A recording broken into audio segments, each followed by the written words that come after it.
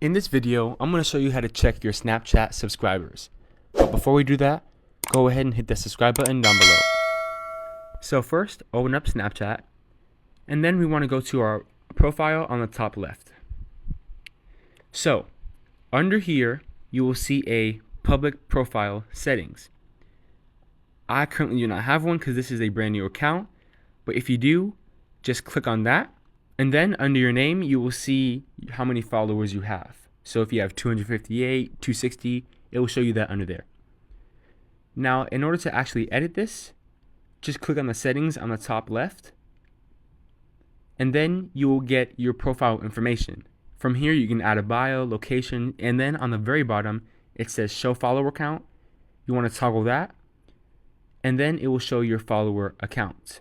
Then it will actually show you, so if you have 258 followers, it will show you less than 1K followers. If this video helped you out, go ahead and hit that subscribe button, like, and comment with any questions that you have. I will see you in the next video.